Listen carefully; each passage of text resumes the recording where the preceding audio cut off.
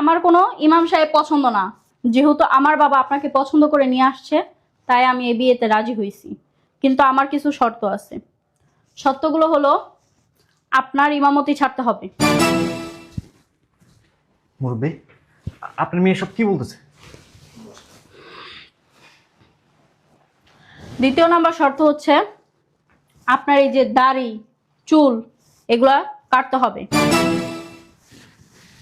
আর styling ভাবে চলাফেরা করবেন। যেমন ধরেন শর্ট প্যান্ট, শর্ট হাতার গেঞ্জি এগুলো পরে চলাফেরা করতে হবে। আর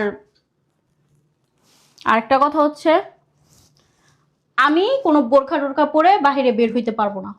আমি খুলবো আগে? হ্যাঁ। আচ্ছা ঠিক আছে। বলেন।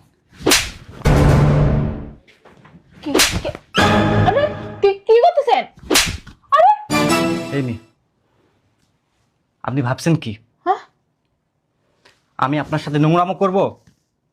আমি চরিত্রহীন, আমি খারাপ? আমাকে যদি চরিত্রহীন মনে করেন তাহলে আপনি বোকার স্বর্গে বাস করতেছেন। কি ব্যাপার, আসছ না তুই? এই তো আমি রেডি। চল। দেরি হয়ে যাইতাছে গা।